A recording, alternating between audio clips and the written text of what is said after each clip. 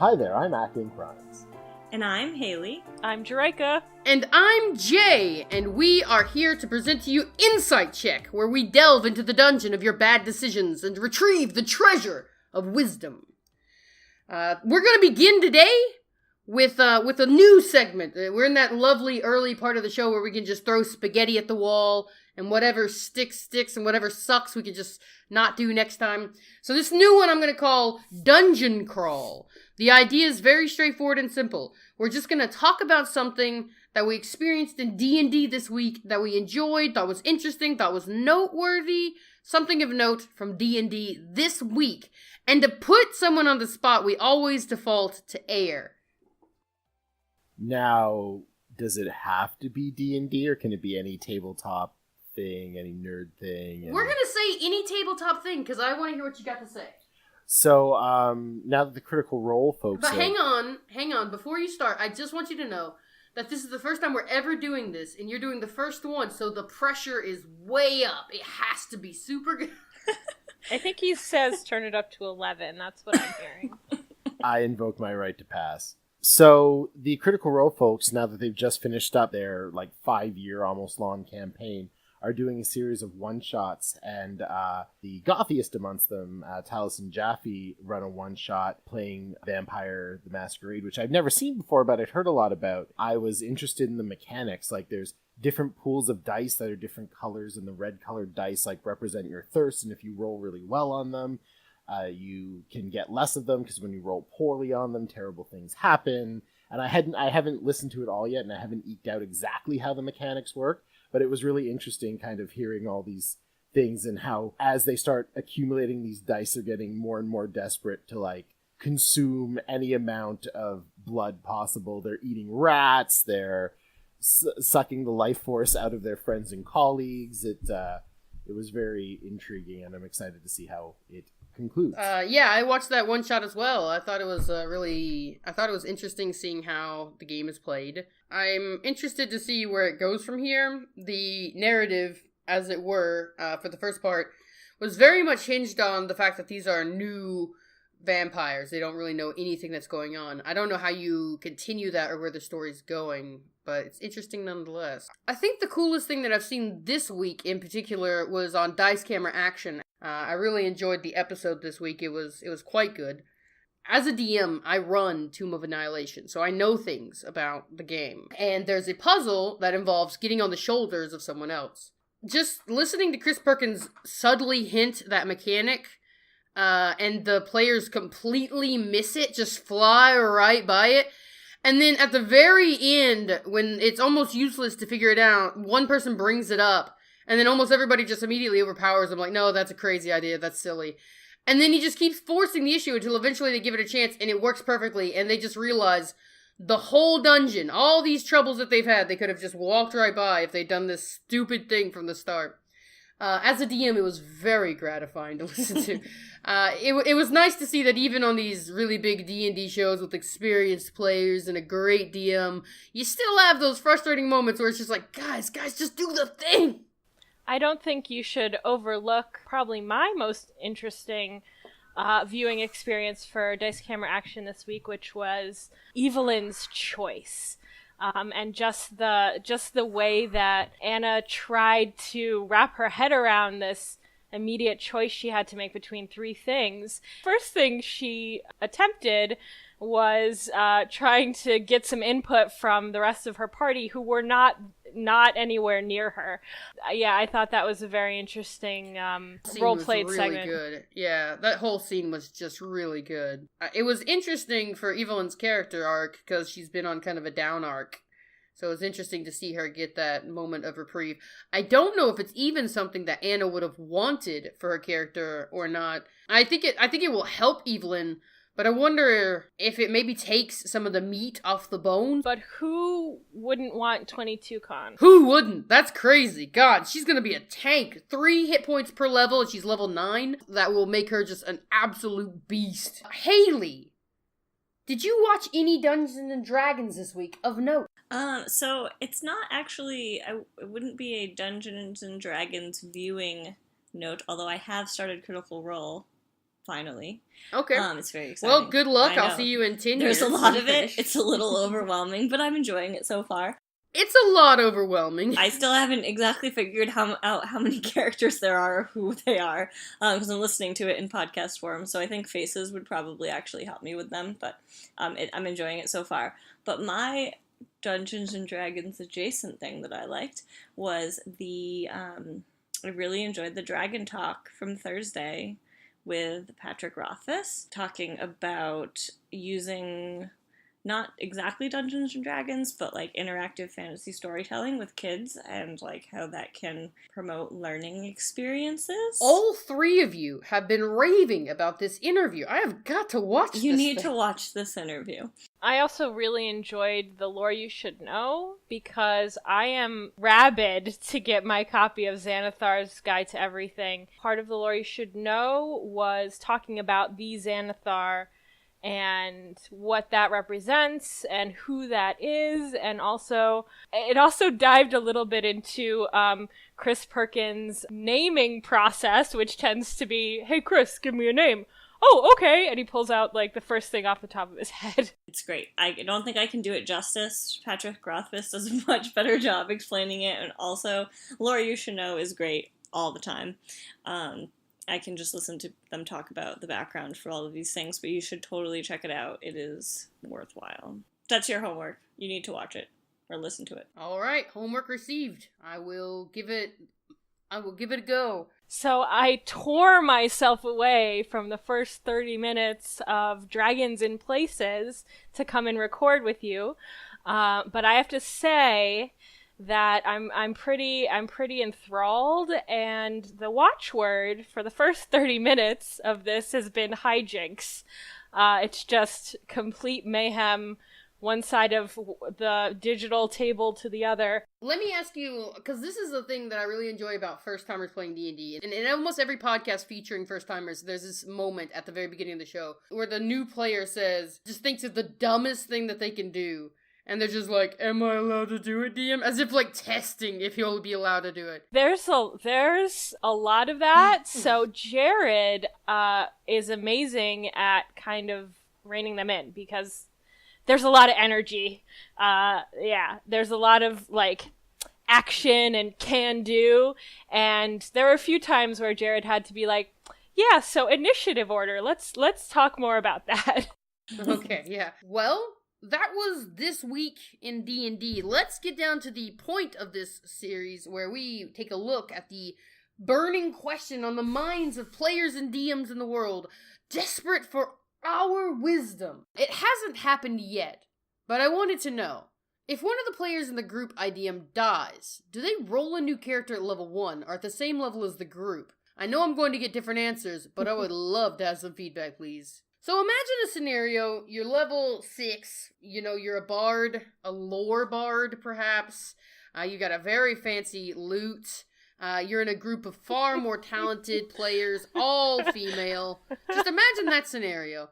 And then imagine you died, and then I was like, oh yeah, make a level 1 character. You're not thinking of anyone in particular, are you? No, I don't think anybody like that exists. Someone that amazing is probably impossible to exist in this reality. Exactly. But yeah, a level 1 character in a group of level, let's say 4s. How ridiculous, right? Well, if it's level 4s, they aren't quite tier 2 yet. So I think it's possible, but...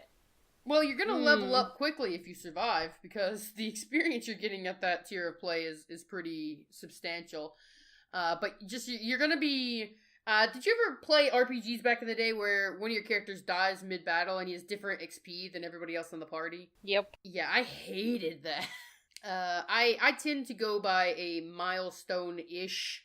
I take the XP people earn, and I calculate it up, and then around when you're getting close to the point you would level up, I start considering when it makes sense to level up. So if you're about to enter a very bad battle, I may level you up earlier. If you're about to, if you're in like a calm point in the story, I may level you up then. It just makes sense to do it that way. It's milestone-ish. Can I proffer some IP here?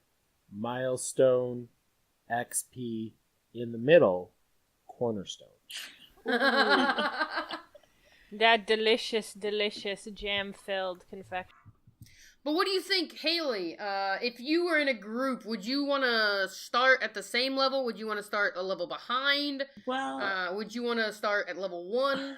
once I was done crying, because there would be a lot of tears, I think I would be okay starting like somewhere in between. But I think if my group was like maybe not far along, but farther along, like going back to level 1 would be really painful. Like now that I've played. And I've played from level 1.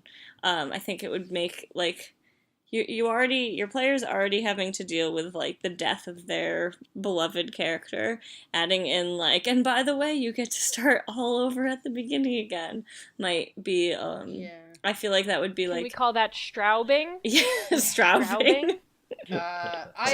I can give you some old man wisdom. I know back in the day, back in the 2nd edition and 1st edition day, the idea was that you had a character and not a campaign, and that you would take that character between campaigns, that character would be persistent, and all campaigns were kind of in the same shared world. There wasn't really a world so much as just like a series of places and dungeons. And so you would have a character who is, say, level 3 or level 4, and your friend would be like, hey, I'm playing D&D, and you're like, okay, I've got a level 4 fighter. And he's like, all right, you got a level 4 fighter. So you had that character who was persistent. And of course, leveling up was much harder in that edition, and it was much rarer to have these super high-level characters. So yeah, if you're in the middle of a game and you get some great item or kill some great monster and level up a bunch, you may be invited to other people's games because you had this high-level character. Oh. And there's something to be said for that, but at the same time, I think there's a lot to be said for consistency among the party. The official Dungeon Master Guide says this: if a character dies, you bring them back at equal to the lowest level member of the party. So okay. Which is an interesting way of handling it. So that's if you're actually like actively tracking XP per player. You can really get granular with it, and if somebody's like level 3 and everybody else is level 4, and one guy really great is level 5, you would bring your new dead character back as level 3. I have to say that I'm always really interested in taking any opportunity when I'm interacting with a character of my own design to write some epic backstory and to do some RPs. So I think, bringing a character back above level 1 lets you write some more interesting backstory. Bringing characters back at the lowest level of the party is kind of a good way to split the difference. Like, you don't come back exactly where you were, but at least you're not a contributing member to your group anymore because you're level 1 and they're all level 6 or something like that. Could you design a character to die in this fashion to progress? And by that I mean always be the lowest person, and then when you die you actually gain something? Oh my goodness, yeah, like you abstain from battle. Your character is just a total jerk, abstains from battle, never gets experience points, but then dies, and then you're just gonna make a new character who's just as jerky, but at the lowest level everybody else is, so it just jumps up 2 levels. I think it would be hard to sustain. Yeah, that would be a great way to get disinvited to a game. If you have some people you don't want to play with anymore, try that tactic. Exactly. Oh, I prepare rope trick and rope trick. That's it. Just gonna hide in my hole until you guys clean this shit up. So, I think the core question, though, is what would you do? I personally like keeping my party at the same level. I think that it is just easier. I don't like tracking experience points. I don't like dealing with the homework of it, and I don't like when it gets messed up and you just have to guesswork and then you realize that what was the point of it to begin with. So I like a mixed system, but what do you guys think? What would you advise this individual? I think having them come in at the same level as the party makes a lot of sense, because there's some verisimilitude to the world then. Like, yes, your people are great and whatnot, but you are a team of heroes in a world of heroes. Not to harp on Critical Boy. There's been too much Mabim Bam. The most critical of boys. Not to harp on Critical Role fanboyism again, but they had a guest player in literally the final battle of the final arc of their campaign come in when they're all like level 18, 19. I think they all had hit 20 once they finished like the big epic boss battle, but they had this character come in, I think at level 18, because there are other people out there in the world that are as powerful as you. If there aren't, then there's going to be no one to offer you any real challenge if you are the only gods of this world. So I think it's perfectly acceptable to think, yeah, there's someone else out there who would be able to kind of play at our level. And just remember, you can always find the critical boy. He's on the internet everywhere. What about bringing the character back exactly as they were, but down a level? Is there any reason why you need to have a completely new character? I think death is important in the game because it creates stakes. I think if you remove the threat of... I think there's a way to play a game without death. I think you can certainly play that kind of game. But I think that it's an easy way to create stakes if there's a risk. Another kind of middle ground there might be the only spell that can bring someone back to life is reincarnation. So you can bring them back and they're equally powerful, but they will be a fundamentally different character. I had that rule in my last campaign. My homebrew world has that rule, where all resurrection spells operate like reincarnation, but higher level... Is it just race, or is it more things that change? It's just race in this world. True Resurrection is the only one that ignores it. Revivify and True Resurrection ignore the rule. But every other resurrection spell has a variable percent of bringing you back as either what you were before or something completely random. There's some latent racism in there that I'd be... Hello, local cleric. Can we get this guy revived? We can do elf. Oh, like... No. No, it was really good. The Goliath Barbarian got brought back as a dwarf. That's awesome. He didn't classy. He didn't take it well. New perspective on the world. Yeah, exactly. Literally a new perspective. So, setting up a campaign as a first-time DM, and I have 6 people that want to play. Is this too many people for a new DM to handle? Yes, next question. Now, Air, come on.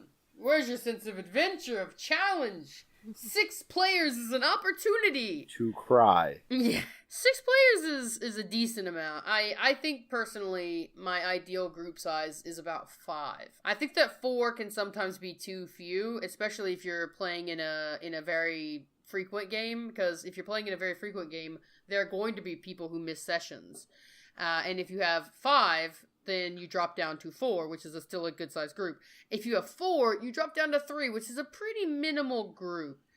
That's pretty much like the bare bones you can operate on. Any smaller than that, and you're really running the risk if somebody misses, you just have to cancel every time anybody misses. Which, I mean, you might want to do anyway. But, point being, I think that 5 is my ideal size. 6 gets to be the problem size, where it's starting to become cumbersome. It's starting to slow down. Your players are suddenly very strong. They can suddenly make very elaborate strategies, and even if one goes down, they still have a fully functioning party left. So it can get to be quite overwhelming. I have DM'd, and did DM for years, a group of 8 and a group of 7. Which is a form of masochism. So guess how many people my 2.5-year game had? How many? 7. Whoa, boy. So we had a little bit of redundancy, except my druid was, the best druid that ever lived, so it's fine. But it's interesting because in that scenario, you have a lot of, splitting the party because people just get confused. And in a lot of cases, we were rescuing other party members, and the DM didn't necessarily need to give us other hurdles. What you're saying is there's a critical mass of players where the game DMs itself eventually. It seemed... It got very close to something plan. like that. That means that you have a unique perspective. You can actually tell us, having played in a group of 7 and played in a group of 4, how you felt about that difference. Well, let me put my thinking cap on. It's my favorite Jiraiya voice. Haley, while she's pondering this, what do you think about a group of 6 for a new DM? I am not very qualified to answer this question. How do you think you would feel in a group of 6? I think that I would find it overwhelming. I think you probably. I would also ask the question of whether you're playing in person or if you're playing online. I feel like a larger group is probably easier to manage if you can see each other's faces. I'm not. I don't know. That's just my impulse. I would concur with that. And that it's like less distracting. Also, like if people have like a side conversation and they can whisper to each other next to the table, as opposed to like you have one means of voice chat, I feel like it can get like more distracting. And when I played my when I played my big group online, they did a lot of text RP where people would be in the middle of a scene and other people in the party would be talking in the chat, saying what their characters are talking about. Yeah, I feel like you'd need to find ways to manage it a little differently if it were an online game.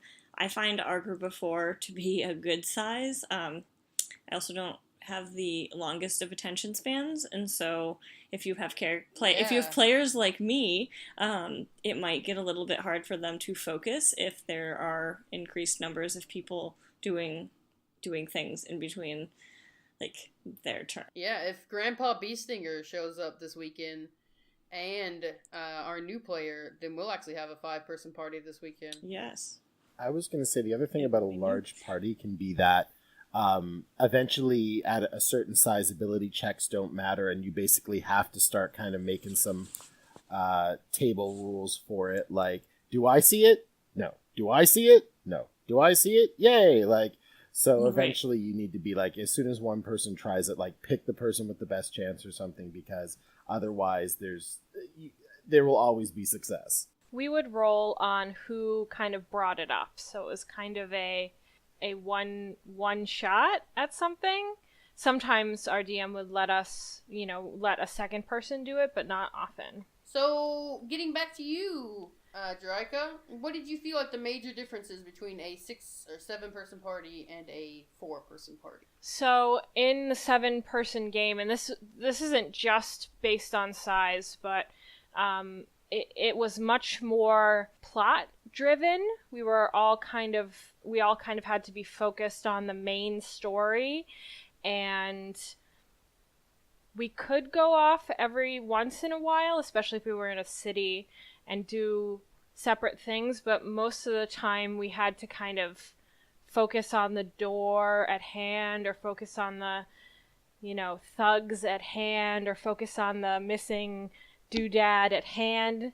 And I think in 4-person scenario, you have much more opportunity to add flavor. I know Holly Conrad does it all the time, and I love her for it.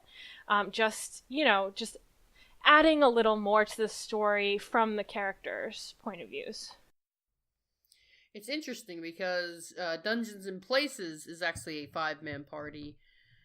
Dragons in Places? The sister show, Dungeons Are Places Too. Dungeons Are Places. Yes. Yeah, I would say maybe exactly. for a new DM, just try if you could stick to a smaller group and then work your way up, or like at least establish some pretty strong rules for yourself. I think that ultimately the only way to know if you can handle a group that size is going to be try. If it becomes overwhelming, you'll have to tell some people. The last game I played in, which was a DM on Roll20 who just went into the looking for group there and filled every single, I think, potential slot you can have. There were 20 players, and it was a gone show. He tried to do Greenest in Flames, the start of I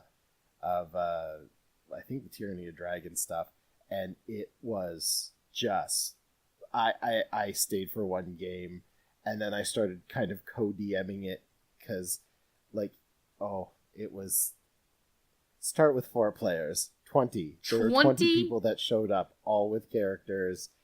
We were just a random tiny army rolling into this, I think we could have killed the unkillable dragon, potentially. That was supposed to be the bugaboo for this first arc. This guy wants to know, and I kind of want to break this into a more general question, but I'll read his question first. Would this house rule break the game? One of the players is new to 5e and is always moaning about long rest healing. His new rule is slow healing. On a long rest, instead of regaining all hit points, you automatically spend all of your available hit dice. When you finish a long rest, you regain all hit dice instead of half. You get to spin whatever hit dice you have left, and that's your healing for that night. But the question I'd like to kind of draw out of this is, do you think the healing system of 5e is kind of bonkers, or do you think it works? What would you do to mess around with it? I think long rest equals all hit points is something that's very easy for someone new to understand, and short rest being a less full rest gives you less hit points back, perhaps. Kind of intuitive. Hit dice aren't super intuitive, but after you've done it 3, 4, 5 times, you kind of get it.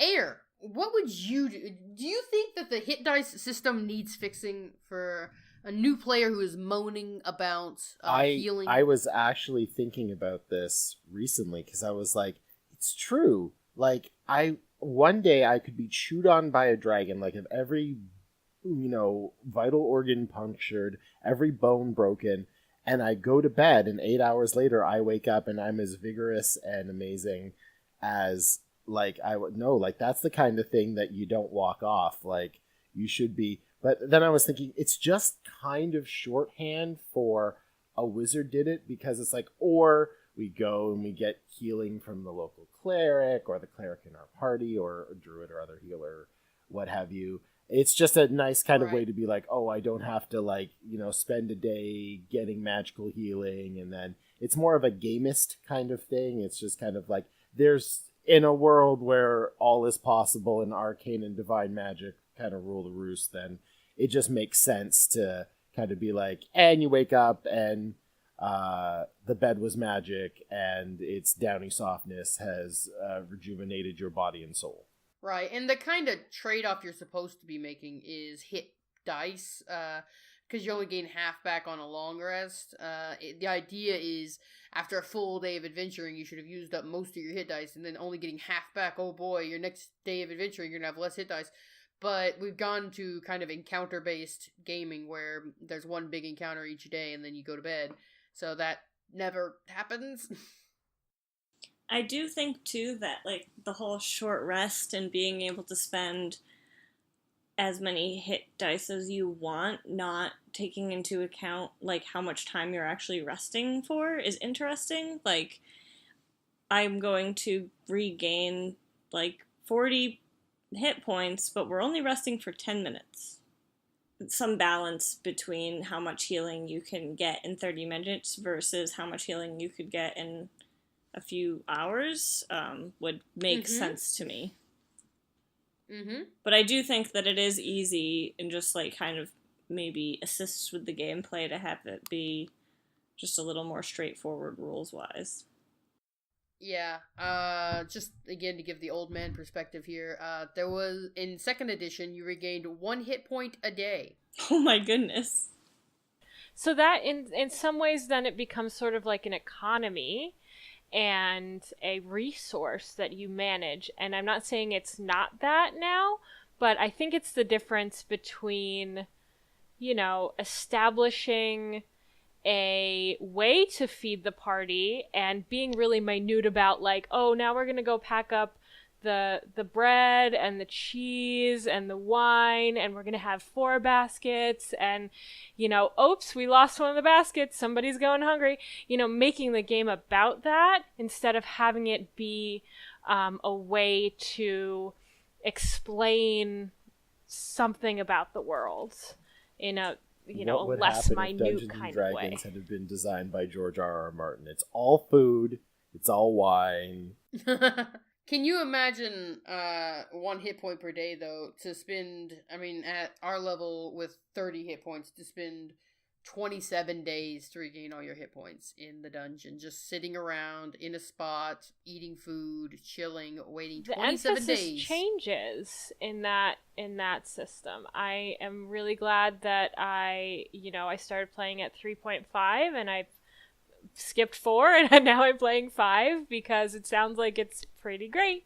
Yeah, 4 was interesting because you had everybody had basically the fighter's ability of healing surge, where you could basically just say like, okay, I pump myself up for a second and I get to roll a dice and add a certain number to it, and I just get that healing on the fly.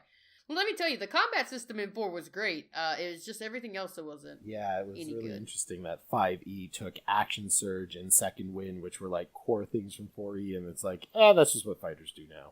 Yeah, exactly. Well, Yeah. it makes a lot of sense for a fighter to be able to do that. It thematically fits a fighter a lot better than Wizard, a cleric or than a wizard, especially. It was really strange that wizards had this ability to just like stop in the middle of battle and just heal. Like that takes away the whole point of wizards being squishy. But in a truly balanced system, which 4th edition was obsessed with being, everybody needs an ability to get health back. Yeah, alright. I think that is a good look at that kind of thing. But I think it gets into another question as well, which is the player is moaning about long rest because he feels that this isn't realistic, that the healing in this game isn't real, and there's a verisimilitude thing that he's having trouble with. He's struggling with, and I think that's a very interesting thing to think about. Is this guy he has complained about the healing system enough that it has driven his DM to this forum for requesting help. Like that's the seriousness of this guy's problem with healing overnight. Yeah, I had a player in a game that was very, very much like, we're playing with encumbrance, right? And we're like, nah, not really. I mean, you're always just a bag of holding away from it not mattering. It's like, but until we have that, we're playing with encumbrance, right? And like, he had the weight of his gold all written down. Like he wanted, I think it comes back to something I know Jerry was talking about, which was there needs to be like layers upon layers. It has to have a certain degree of intricacy to it to give certain people permission to fantasize. Like it needs to be internally consistent and rich enough that, you know, I am given permission, like I can take this seriously because it's complex, the kind of thing. Like I'm allowed to play pretend because the pretend is very, very layered. 5e Xanathar's Guide, coming out soon to bookstores near you, or maybe in the past, I don't know. I'm personally dying to try out the new Rogue Inquisitive subclass, but am struggling to think of any backstories besides is fantasy Sherlock Holmes. What kind of character do you think would fit this class? So, for those of you who don't know, the Rogue Inquisitive is a person who is good at isolating information and then making that information into advantages during combat. So basically, this is a like you said, kind of a fantasy Sherlock Holmes, a person who kind of glances over enemies, identifies weak points, and then utilizes those weak points in order to defeat the foe. So, what do you think? A background for a Rogue Inquisitive? I think you could do a lot more than just a crime solving. I think you could go kind of the assassin route, or like more of like a treasure hunting kind of thing. Oh, that's a good idea. You could do, like anything that would take kind of the ability to quickly analyze situations and adapt to them. I think you could flavor that background with. I mean, that being said, I would love to play a Sherlock Holmes type character, so I don't think there's anything wrong with that either. So I could see this going many different ways, but the one that my mind has kind of attached to is the idea of this character reading people like a book, and that's not too different from Sherlock Holmes, but it could be like they are pretending to be a clairvoyant, but this is actually the mechanic that lets them hoodwink people into thinking they can know things that they would never be able to know. Or it could be straight up librarian, like, I see those details that you got, and I'm gonna read you. A librarian. What are the odds? What do you think, Air? How would you play a rogue inquisitive? I was kind of thinking that like this archetype of the quick analysis, like the intellectual kind of warrior Sun Tzu type who can like it. There's a lot more examples than Sherlock Holmes. I mean, I think Holmes is probably the big one, but I was thinking like Taskmaster from the Marvel Universe. His whole superpower is being able to instantly like figure out his opponent's techniques and strategies and maneuvers and use them against them, or or instantly be able to figure out counterplays. Or and this one's probably dating me, but I don't know if anyone remembers the British cartoon Action Man. He was literally able to like they had the math and the fucking calculus and trigonometry pop up about like how to break down a situation in a scenario to best basically parkour your way out of any problem. But yeah, I really love the idea that Jericho was saying of maybe like a grifter or someone who's like playing a long con, because there's such great rich opportunities for backstory there. Like maybe there's someone who's working a scam on another member of the party or something. If it's the kind of thing where you get to know a little bit about the backstory of at least one other person's thing, or maybe an important NPC in the world. But that kind of play of someone who can read other people really well and almost to like a near precognitive or kind of psychic thing, like get out of my head. That could be a lot of fun. Take 1d10 psychic damage. Yes. The last question I have for the day is, hello, I am setting up a campaign as a first-time DM, and everyone in the party wants to be melee. We got 2 barbarians, 2 fighters, a rogue, and a druid. I'm not sure if I should just mold the fights around what kind of characters they are, or just encourage them to think about maybe 1 or 2 of them being a ranged class or a mage. My advice... This sounds like a wonderful party. What do you guys think? Yep. Don't subclasses kind of give you some options for different ways to Absolutely. deal with and multi-classing bad down things? the road. Yeah, multi-classing down the road will give them options to further diversify. Yeah, I think I don't think you need to like push your players into any sort of preconceived box. They make the choices they make, and it will create entertaining and interesting scenarios, no matter what happens.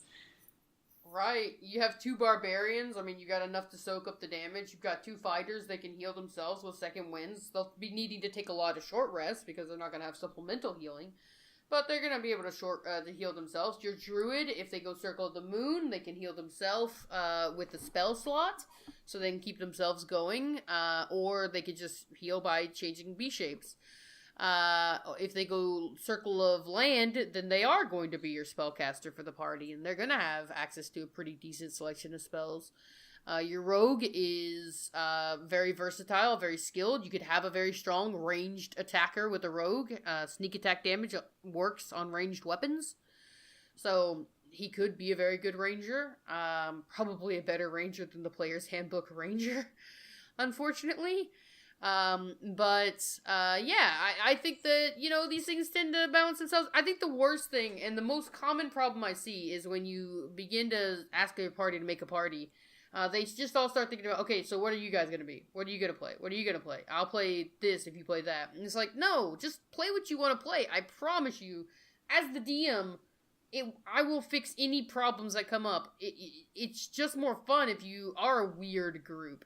If you're not perfectly meshed for every combat scenario, if you have a weakness or a flaw in the group, a shortage of spells or spellcasters, then you play in more interesting ways, or you come into interesting problems that you wouldn't have expected. It creates scenarios for fun. It could be that the writer of this question sees these classes in one way and doesn't necessarily see all of the possibilities. It's very possible, but I'm telling you, bud, it's gonna work out. Your players are gonna be fine. 2 barbarians can take on a god. Absolutely. I was just thinking, it's a party of 4 fighters. You open the treasure chest. Hey, it's more healing potions again. What are the odds? Exactly. Yeah, just So you saying one barbarian can take on a half of a god? Relevant to find my out. situation? Which We'll half? find out. Is the bifurcation vertical or horizontal? Are we fighting Do god the pants legs? go on from the Yeah. front or the back? this is You are fighting one god leg, one god arm, and half a god face. Go. Roll initiative. And no torso. No god abs. No, the leg is just attached directly to the arm, is attached directly to the neck. It's very the most special. Dear alarming listeners, god he ever. says this. He totally gave us this creature in a game. It's true. But yeah, I think it's an interesting idea that players think they have to balance parties. Haley, what do you think about party balance as a new player? So as a new player and the personality type of needing to be correct and good at things, which I think D&D is slowly going to break me of, but I definitely, I mean, I love my cleric, but I definitely had a little bit of the like, okay, our party has a barbarian and a magic-y person and a bard, and we don't have any healing, and I'll do that. And then I can be useful. And I'm totally happy. It's I flavored, she's a nature domain cleric, so not like just your Garden typical variety cleric. yeah, she's literally a garden variety cleric. I'm gonna call her yes. that from now on. Thank you. And for Banna, it's just change his name every week. It's Banna /Nokrin /Alphazor. Yeah. So Banana. Everyone's Banana. favorite spotlight, Steela. Bertrand B. Stinger. it's true. Oh my goodness, that's a good one. Can it be meta on brand that Bert creates his own catchphrase outside of the That's game? exactly what I was gonna say. I was literally saying that as you were saying that. I was like, and I think it's very on brand that he's made his own catchphrase. It's great. Soulmates. Yeah, it's true. Separated only by the Great Wall that divides America and Canada. Prophetic. All the North. The Great Canada Wall. We're getting very political. This is we Got very just real. lost. We lost 2 fans. We had 1 fan. I was counting us. Oh no. Well, I'm still a fan. Wait, which fan did we lose? I don't want to name names. Bana, did you check out? I died. I'm dead. What? Oh my goodness. Alright, this thing has gone fully off the rails. Whee! Well, this was another episode of Insight Check. Thank you for joining us. I hope you had as much fun as we had entertaining ourselves. And if you have any questions that you think it would be entertaining to listen to us answer, please tweet them at us using the hashtag InsightCheck. And we will do our best to give you insightful answers. Answering your cues out of our collective A's, yes. This Was Insight. Check.